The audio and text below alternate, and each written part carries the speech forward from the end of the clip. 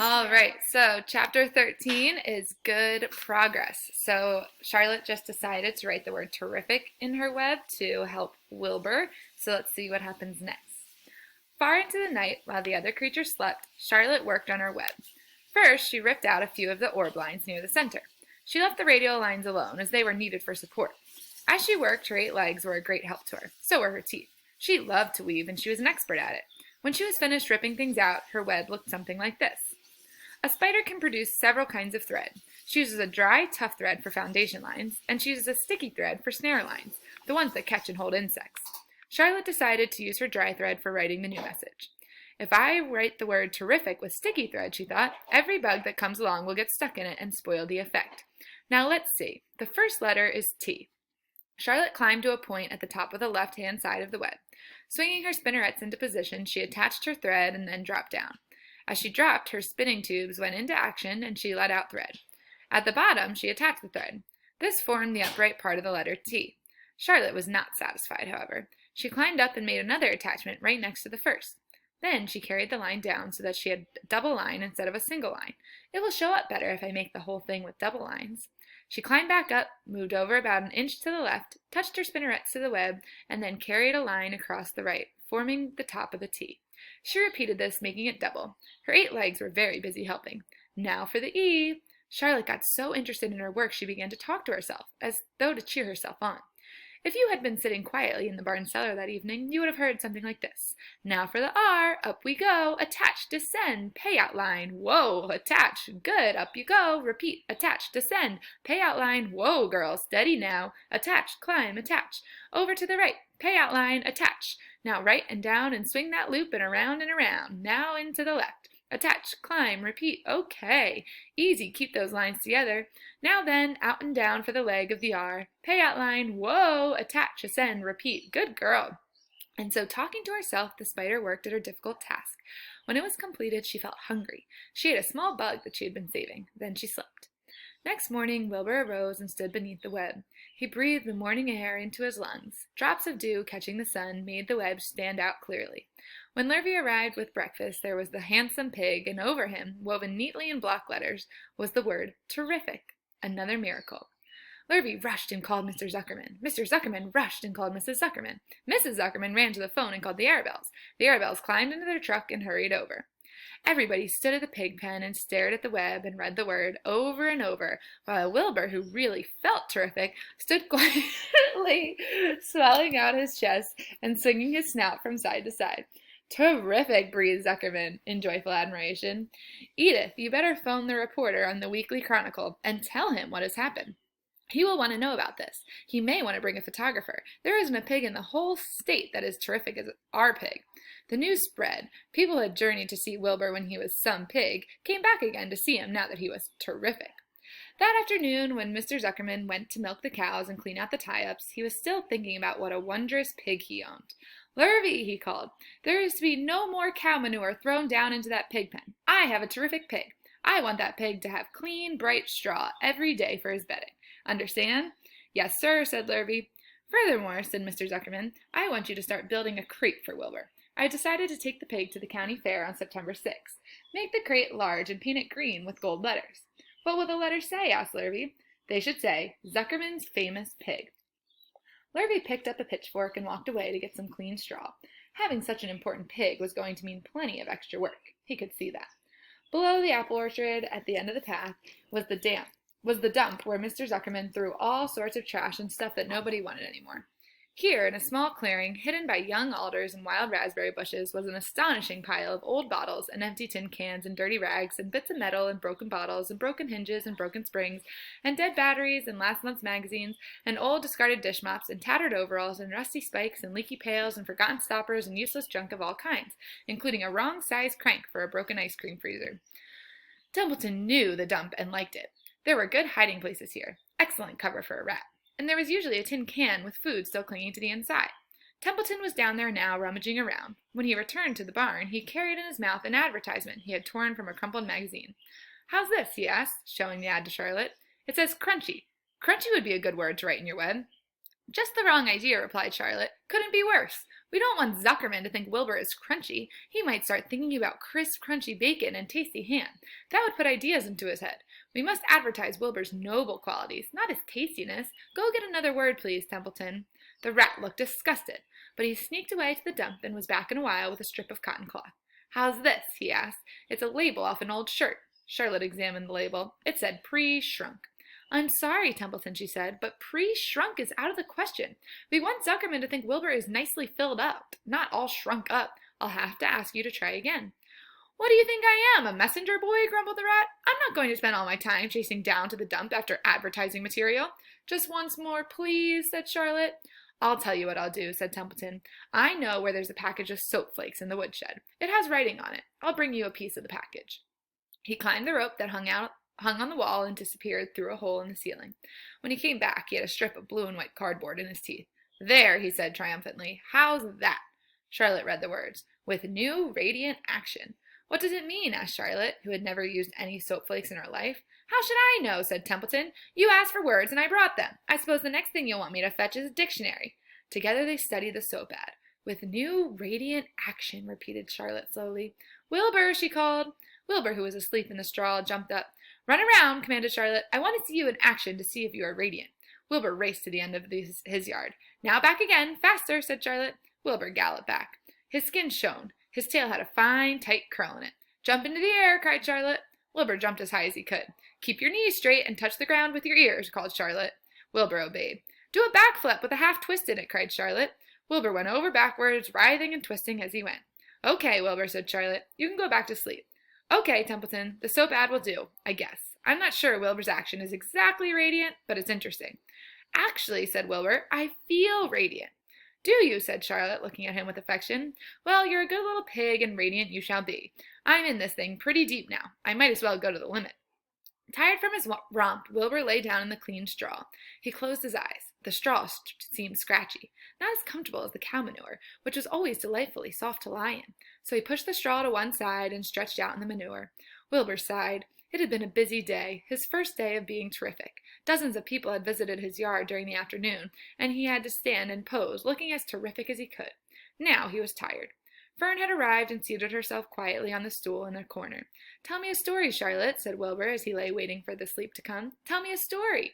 So Charlotte, although she too was tired, did what Wilbur wanted. Once upon a time, she began, I had a beautiful cousin who managed to build her web across a small stream. One day, a tiny fish leaped into the air and got tangled in the web. My cousin was very much surprised, of course. The fish was thrashing wildly. My cousin hardly dared tackle it, but she did. She swooped down and threw great masses of wrapping material around the fish and fought bravely to capture it. Did she succeed? Asked Wilbur. It was a never-to-be-forgotten battle, said Charlotte. There was the fish, caught only by one fin, and its tail wildly thrashing and shining in the sun. There was the web, sagging dangerously under the weight of the fish. How much did the fish weigh? Asked Wilbur eagerly. I don't know, said Charlotte. There was my cousin slipping in, dodging out, beaten mercilessly over the head by the wildly thrashing fish, dancing in, dancing out, throwing her threads and fighting hard. First she threw a left around the tail. The fish lashed back. Then a left to the tail and a right to the midsection. The fish lashed back. Then she dodged to one side and threw a right and another right to the fin. Then a hard left to the head while the web swayed and stretched. Then what happened? Asked Wilbur. Nothing, said Charlotte. The fish lost the fight. My cousin wrapped it up so tight it couldn't budge. Then what happened? Asked Wilbur. Nothing, said Charlotte. My cousin kept the fish for a while, and then when she got good and ready, she ate it. Tell me another story, begged Wilbur. So Charlotte told him about another cousin of hers who was an aeronaut. What's an aeronaut? Asked Wilbur. A balloonist, said Charlotte. My cousin used to stand on her head and let out enough thread to form a balloon. Then she'd let go and be lifted into the air and carried upward on the warm wind. Is that true? Asked Wilbur, or are you just making it up? It's true, replied Charlotte. I have some very remarkable cousins. And now, Wilbur, it's time you went to sleep. Sing something, begged Wilbur, closing his eyes. So Charlotte sang a lullaby while crickets chirped in the grass and the barn grew dark. This was a song she sang. Sleep, sleep, my love, my only, deep, deep in the dung and the dark. Be not afraid and be not lonely. This is the hour when frogs and thrushes praise the world from the woods and the rushes. Rest from care, my one and only, deep in the dung and the dark. But Wilbur was already asleep. When the song ended, Fern got up and went home.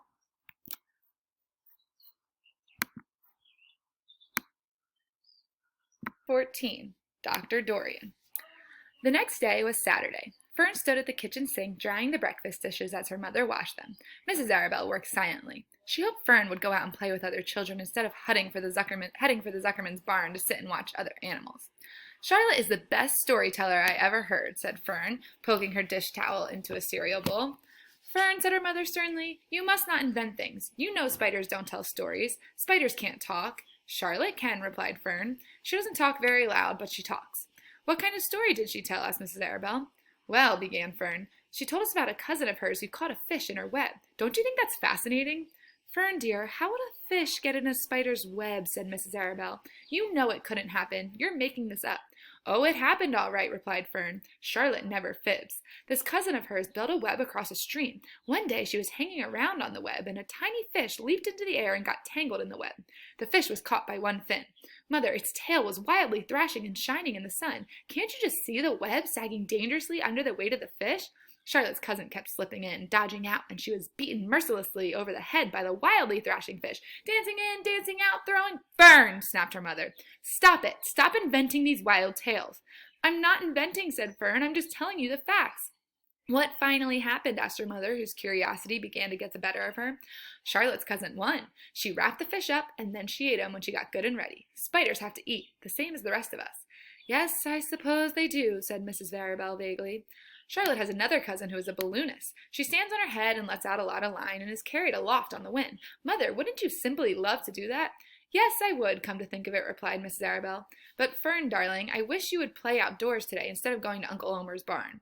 Find some of your playmates and do something nice outdoors. You're spending too much time in that barn. It isn't good for you to be alone so much. Alone? Said Fern. Alone? My best friends are in the barn cellar. It is a very sociable place, not at all lonely. Fern disappeared after a while, walking down the road toward Zuckerman's. Her mother dusted the sitting room. As she worked, she kept thinking about Fern. It didn't seem natural for a little girl to be so interested in animals. Finally, Mrs. Arabelle made up her mind. She would pay a call on old Dr. Dorian and ask his advice. She got in the car and drove to his office in the village.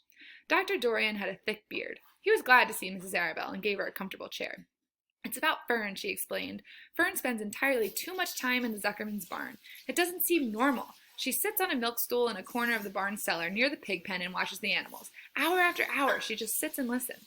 Dr. Dorian leaned back and closed his eyes. How enchanting, he said. It must be real nice and quiet down there. Homer has some sheep, hasn't he? Yes, said Mrs. Arabelle, but it all started with that pig we let Fern raise on a bottle. She calls him Wilbur. Homer bought that pig, and ever since it left our place, Fern has been going to her uncle's to be near it. I've been hearing things about that pig, said Dr. Dorian, opening his eyes. They say he's quite a pig. Have you ever heard about the words that appeared in the spider's web? Asked Mrs. Arabelle nervously. Yes, replied the doctor. Well, do you understand it? Asked Mrs. Arabelle. Understand what? Do you understand how there could be any writing in a spider's web? Oh, no, said Dr. Dorian. I don't understand it. But for that matter, I don't understand how a spider learned to spin a web in the first place. When the words appeared, everyone said they were a miracle, but nobody pointed out that the web itself is a miracle. What's miraculous about a spider's web? Said Mrs. Arabelle. I don't see why you say a web is a miracle. It's just a web. Ever try to spin one? Asked Dr. Dorian. Mrs. Arabelle shifted uneasily in her chair.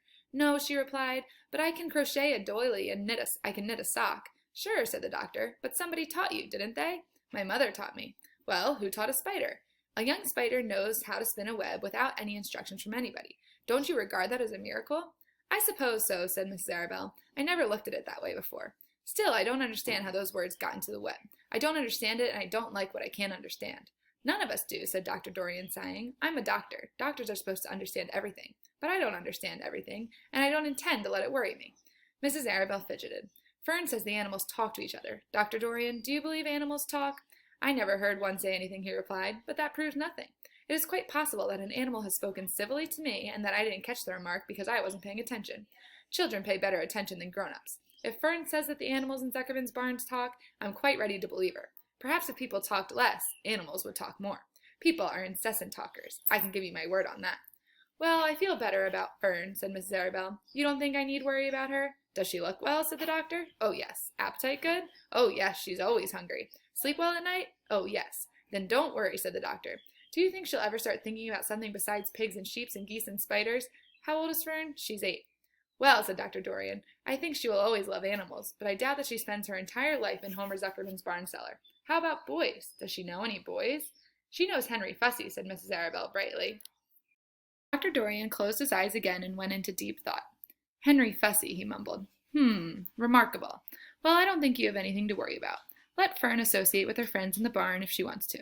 I would say offhand that spiders and pigs were fully as interesting as Henry Fussy. Yet I predict that the day will come when even Henry will drop some chance remark that catches Fern's attention. It's amazing how children change from year to year. How's Avery? He asked, opening his eyes wide.